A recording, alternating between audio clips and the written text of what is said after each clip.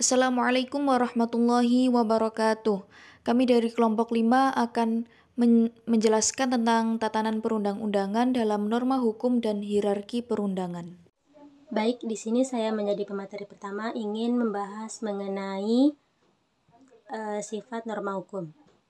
Jadi, menurut Purnadi Purbacaraka dan Sardono Sekanto, norma hukum memiliki sifat antara lain. Yang pertama yaitu imperatif, yang kedua adalah fakultatif. Jadi, yang imperatif ini yaitu perintah yang secara a priori harus ditaati baik berupa suruhan maupun larangan. Kemudian yang fakultatif ini yaitu tidak secara a priori mengikuti atau wajib dipatuhi. Jadi kesimpulannya, norma hukum imperatif berisi suruhan dan larangan yang harus ditaati di lain pihak. Sedangkan norma hukum fakultatif adalah norma yang boleh dikesampingkan atau tidak dilaksanakan. Kemudian kategori norma hukum dengan melihat bentuk dan sifatnya. Jadi Maria Farida mengemukakan ada beberapa kategori norma hukum dengan melihat bentuk dan sifatnya, yaitu yang pertama norma hukum umum dan norma hukum individual, yang kedua norma hukum abstrak dan norma hukum konkret, yang ketiga norma hukum yang terus-menerus dan norma hukum yang sekali selesai, kemudian yang keempat yaitu norma hukum tunggal dan norma hukum berpasangan. Yang pertama norma hukum umum dan norma hukum individual, yaitu norma hukum umum adalah suatu norma hukum yang ditujukan untuk orang banyak, umum dan tidak tertentu. Sedangkan norma hukum individual adalah norma hukum yang ditujukan pada seseorang, beberapa orang atau banyak orang yang telah tertentu. Kemudian yang kedua yaitu norma hukum abstrak dan norma hukum konkret. Jadi norma hukum abstrak adalah suatu norma hukum yang melihat pada perbuatan seseorang yang tidak ada batasannya dalam arti tidak konkret. Sedangkan norma hukum konkret adalah suatu norma hukum yang melihat perbuatan seseorang itu secara lebih nyata atau konkret. Kemudian yang ketiga yaitu norma hukum yang terus-menerus dan norma hukum yang sekali. Jadi norma hukum yang berlaku terus-menerus adalah norma hukum yang berlakunya tidak dibatasi oleh waktu. Jadi dapat berlaku kapan saja secara terus-menerus sampai peraturan itu dicabut atau diganti dengan peraturan yang baru. Sedangkan norma hukum yang berlaku sekali adalah norma hukum yang berlakunya hanya satu kali saja. Setelah itu maka selesai. Jadi sifatnya hanya menetapkan saja sehingga dengan adanya penetapan itu norma hukum tersebut selesai.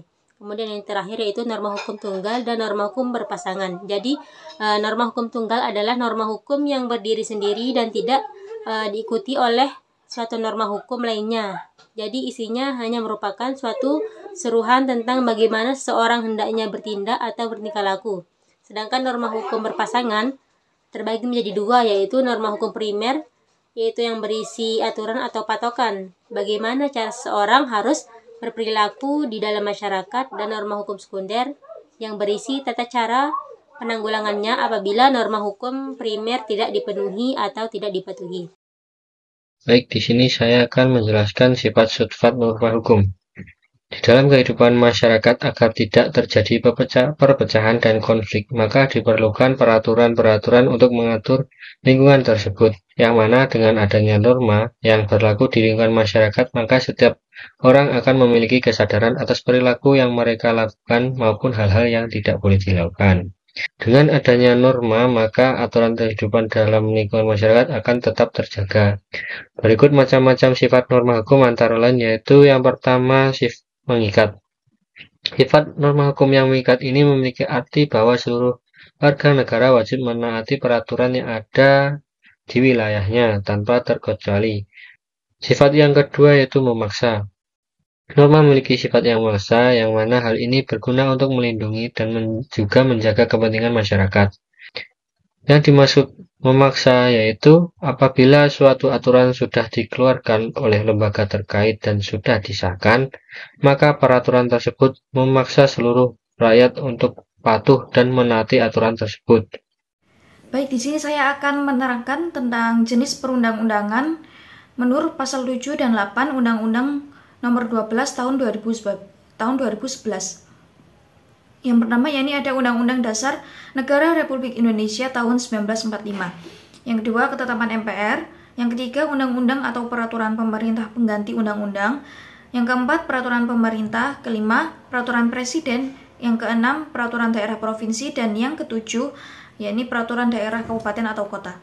Lalu disempurnakan dalam pasal 8, yakni jenis peraturan perundang-undangan selain sebagaimana dimaksud dalam pasal 7 ayat 1 mencakup peraturan yang ditetapkan oleh musyawarah permusyawaratan rakyat, lalu Dewan Perwakilan Rakyat, Dewan Perwakilan Daerah, Mahkamah Agung, Mahkamah Konstitusi, Badan Pemeriksa Keuangan, Komisi Yudisial, Bank Indonesia, menteri, badan, lembaga, atau komisi yang setingkat yang dibentuk dengan undang-undang atau pemerintah atas perintah undang-undang, Dewan Perwakilan Rakyat Daerah Provinsi, Gubernur, Dewan Perwakilan Rakyat Daerah Kabupaten atau Kota, Bupati atau Wali Kota, Kepala Desa, atau yang setingkat.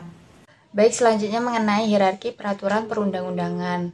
Pengertian dari hierarki peraturan perundang-undangan adalah sistem tata urutan hukum di Indonesia yang menentukan tingkat kepentingan dan kekuasaan peraturan hukum.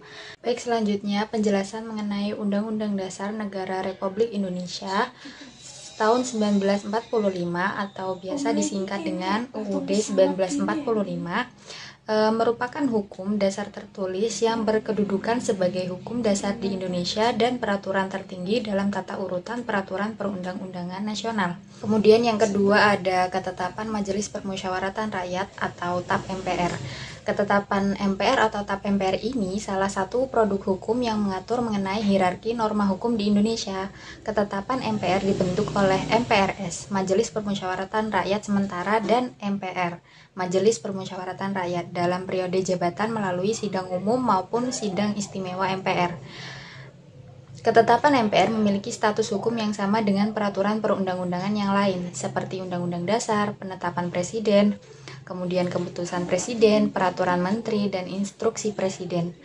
Nah, yang ketiga ada Undang-Undang atau Peraturan Pemerintah Pengganti Undang-Undang, atau bisa disingkat dengan Perpu. Peraturan yang ditetapkan oleh Presiden dalam keadaan darurat.